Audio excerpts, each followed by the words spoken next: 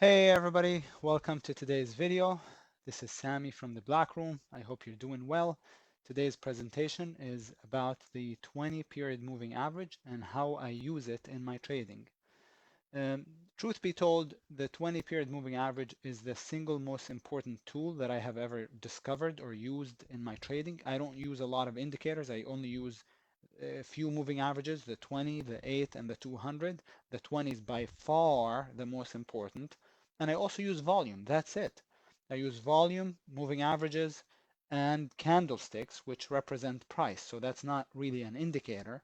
And by far, the 20 MA is the single most important tool I have ever discovered in trading. So let's get started. This is only part one of a series of videos that I'm going to do on the how to use the 20 moving average, the 20 period moving average. Um, some basic information first. MAs, moving averages, don't forget, are directional guides and speed up technical analysis of trends. So the basic information is that the color of the moving averages should be consistent across multiple time frames. If you have, if you let's say use more than one moving average, then you want to make sure that the same moving average, I mean each moving average has the same color across multiple time frames, so you're not confused. The type of moving average really does not matter. A lot of people ask me, do you use exponential moving averages, weighted moving averages, or simple? I use simple because that's what most people use, and and my job is to read other traders' psychology, right? The traders that are on the other side of the trade. And so I want to see what they're seeing, and that's why I use simple. But regardless of which type you use, it should be consistent on all time frames. Okay? Moving averages are superior tools in uptrends and downtrends when the stock is uptrending in a stage 2 or downtrending in a stage 4. In sideways trends, their importance is greatly minimized. We see Facebook here on the daily chart. You can see while it's uptrending, it stopped at the moving average, dipped a little bit below it, but went back up. When it's in a downtrend, beautiful. Same thing. Short at the 20, at the 20, at the 20, at or near the 20. When it's sideways, how does this moving average tell me where the stock is gonna go next? How would it? It doesn't, right? It's going through price. So again, when the stock is going sideways, when the moving average is sideways, it's not very useful. It really, when stocks are about to transition up or down, the moving average will start to hug price and curl. That's your indication that the stock is about to transition into a stage 2 uptrend or a stage 4 downtrend. Here's what I mean. You have a stock that was in a stage 1 sideways stage, moving average was going through price, no good. But this is why I keep the moving average on the chart regardless of the stage the stock is in, because right when it's about to break out, notice how the moving average halts, HALTS, halts the stock, and it starts to point up a little bit, curl, and then bam, the explosion. So, and it's not, I didn't just pick this. You can look at any chart you want, and you just follow the trend and see how the moving average gives you kind of the heads up right when the stock is about to break out. Notice again the curling, and then as soon as while it's going through price, you know the stock is not ready. Again, while the moving average is going through price, then you know the stock is not ready. But when it goes below it, then you know it's probably ready. Does that make sense? Notice here, and so while it's going through the moving average, it's not useful. But this is why, again, I want to keep the moving average on the chart, is because it gives me the heads up that it's about ready to go when it halts price and starts to turn up a little bit and then pops, right? Same here, going through price, not very useful, But check it out here. The stock couldn't drop below it now. Unlike before, couldn't drop below it. Now I'm going to play a breakout. As soon as it breaks out, I'm going to be in. Does that make sense? So, and that is known as transition A. Another example that goes to show you how important it is. That's why I'm giving you all these examples. Notice here, stock halt, or the moving average halted the stock from dropping below it. Then you know it's about ready to go. And more examples, right? The same happens when the stock is turning bearish. You get the uptrend, right? And let's pretend this is the moving average.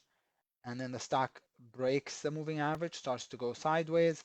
And then as soon as the moving average starts to curl and point down, then I know the stock is ready to go, ready to break down. And that is called transition C, breakdown. Instead of transition A, breakout, this would be called transition C. All right. The direction of the 20, a rising 20 MA, represents positive market action or strength. A falling 20 MA represents negative market action or weakness. During a strong uptrend, retracements tend to halt near the rising 20 MA. That should give you a hint there. During a strong uptrend, retracements tend to halt near the rising 20 MA. That should tell you that the correct entry is almost always going to be at or near the rising 20 MA. When you're playing with the trend, the correct entry is almost always at or near the 20 MA. So this could be a pre-trade checklist, meaning if you're about to get into a trade, ask yourself, is the entry, am I entering at the rising 20? If you're playing long, or at the declining 20 if you're playing short. If the answer is no, then you know you're about to make a mistake. Does that make sense? During strong downtrends, rallies tend to halt near the declining 20 MA. Following penetrations of the moving average, when the stock actually starts to break the moving average, pullbacks to the now broken MA become very likely. Does that make sense? Let's take a look at some examples. MU, while the moving average is pointing up, buy every pullback to it. Don't buy it above, but just to it. Here, 3. Once it broke, right? So off the 20, nice bounces. Once it broke, look what happened. Sideways. And then you keep the moving average on and you look for that halt. You look for the pattern to tighten up a little bit. And as soon as the stock starts to curl and point up, then you know it's probably ready to go. And the MU ended up going higher before obviously falling last month with the rest of the market. So we talked about the direction of the 20 MA. We talked about how it's also used in transitions, transition A and C. We talked about some basic information, some basic guidelines and information about how the moving averages need to be consistent across multiple time frames, the color, and the type of moving average that you use. Now we're going to talk about the slope of the 20 MA. The slope or angle of the 20 MA is indicative of the strength or weakness of the underlying stock. Okay, the slope is indicative of how strong or weak the stock is. That's common sense. 45-degree, however, is ideal because it is, when it's 45-degree, you're not burning up too much demand, right? It's sustainable. And so 45 degrees ideal. Steeper would be not sustainable. It means you're starting to accelerate. Shallower than 45 degree, it means it lacks the momentum. It's maybe sideways, but it's not really trending. So 45 degree is the picture that you want to see. How can you tell it's 45 degree? It comes from the left side of the chart to the lower left corner of the chart to the upper right corner of the chart. Okay, that's how you know it's 45 degree. But you gotta pay attention a little bit. So this is 45 degree, right? But take a look. It's starting to speed up, isn't it? Not only that, but this stock was up. Look at this, guys, from 150. I mean, I don't know really when it started. So I don't know where it came from exactly. I did take the picture this afternoon, but I had to scroll back a little bit. So look at this, from 150 to now 250 nonstop. Look at the distance to the 20 also.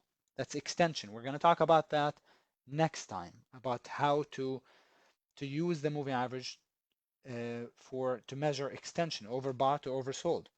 So when it starts to accelerate like this, then it becomes not sustainable, right? Not sustainable, and you can actually look to play against the moving average. You can go against the trend. This is this is what we call a climactic sell setup. All right. Notice the drop, $50, just like that in 4 or 5 days, and maybe more. Now you might say, well, you showed me all these daily charts. What's up with that? What about the intraday charts? Of course, same thing applies. Here's a 2-minute chart. Same exact thing applies. If I see a nice downtrend, I'm going to stock the stock short to play short right when it reaches the 20. So that's where I would look to get in it. Short, short, short, short, right by the 20. So the 20 is such a great tool. It baffles me when I see educators or analysts bashing it. It means they don't know how to use it. I don't want to brag, but I've made half of the money because that I have over the years just because of the moving average. It's such a helpful tool. I prefer that people don't use it because, I don't want everybody using it. Okay, maybe it takes away from the effectiveness. So that's the entry. What I used to do is when I was learning how to trade is enter here or enter there or enter, here, whatever, when the stock, as soon as the stock broke down. Why? Because I would feel safe. I would feel like, oh, the stock just broke under the low of the day, under support, so let's short it. I would short it, and then shortly after getting in it, would go back up, and I'm now underwater. I would get out of it, it falls again, and I would re-short right here, right, under the low of the day, and shortly after getting it, would go back up, and then at the end of the day, look at the chart and say, how in the world did I lose money playing the stock short? What am I, an idiot? I was shorting it and I lost money? That doesn't make any sense. And it does, because I was entering at the wrong place. I was entering here, I was entering there, not at the 20 MA. If you enter at the 20 MA, you're safe, you're good. Does that make sense? Why was I entering here? Because that was the safe entry. That's when I would feel comfortable entering. Why would I feel comfortable entering there? Because the stock just made new low on the day, broke under support. But let me ask you this. Does the market pay us to do what's comfortable, what's easy, what feels easy and comfortable to do? No, it doesn't. If it did, everybody would be a trader. Does that make sense? You gotta step up and short the stock when people are actually done buying it, not when not when the stock is already going, dropping hard. That would be a late entry. Does that make sense? So the 20 MA also helps with the entries, and we'll talk about that more later. As I said, when it starts to accelerate, that's not 45-degree anymore, that's more like 70-degree. Then it becomes not sustainable, and that's when you can look to fade it, to play against it, okay, to play short, as when the stock goes climactic. Now, the odds of a successful trade are significantly higher when playing in the direction of the 20 MA.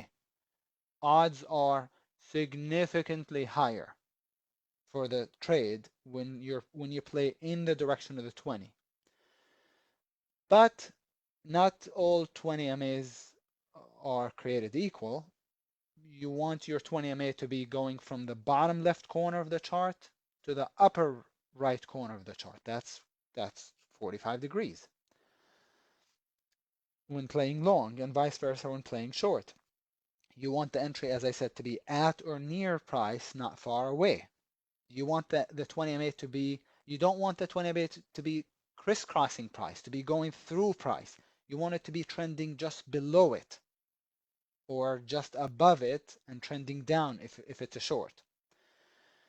Now, when playing long, the 200 MA, but that's a different story, where I did a video on the 200 MA. This video is on the 20.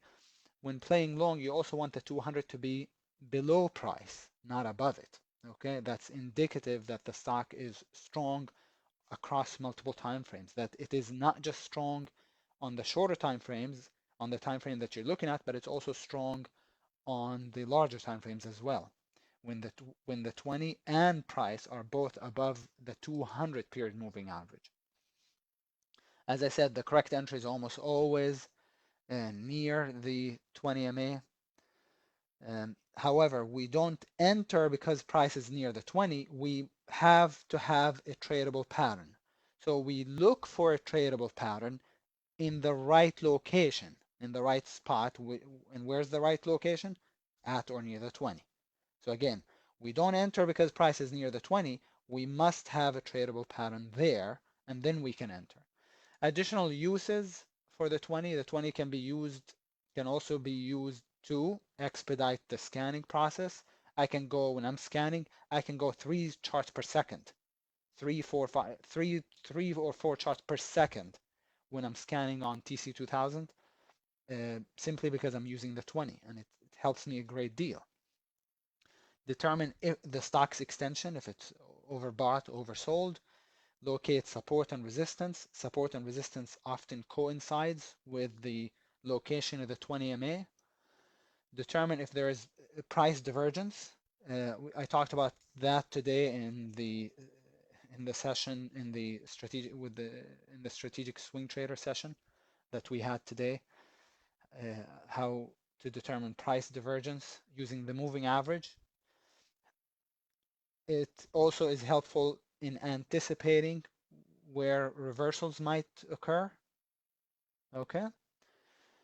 It is helpful in anticipating when there might be a rise in volatility. A lot of people look at moving averages, moving average crossovers, when the shorter moving average crosses over the larger moving average. They think that's a signal. No, it's not a signal to go long or short. It's a signal that there is going to be a rise in volatility. Now, what tells us whether to play long or short is the trend and the pattern. But that's a signal. When you get the moving average crossover, that's a signal that there's going to be a rise in volatility. It helps with calculating the reward to risk, because you can use it to calculate targets. And it is also helpful when determining relative strength, relative weakness. When you're comparing the stock to the market or the stock to its sector, let's say a stock that's above the 20, above a rising 20, would be stronger than a stock that is below the 20. Does that make sense? Or a stock that has a rising 20 versus a stock that has a flat 20. Which one would have the relative strength? Obviously, the one with the rising 20. We'll talk about these and more in detail in the next video. But for now, I'm going to wrap it up and just remind you all that we have Cyber Monday sale going on, 90% off. Not 50, not 60, not 70, not 80, 90% off off all new subscriptions. I mean, it's crazy. So go to t3live.com/cyber if you want to check it out. You can subscribe to the Black Room, subscribe to other services, other educators, to the Strategic Swing Trader for 90% off. It's just, I mean, it is insane. It's unbelievable. Take advantage, and I hope to see you in one of the rooms that I run, one of the products that I lead. I'll talk to you, and I hope you enjoyed today's video. I'll talk to you guys sometime soon. Take care and have a nice evening.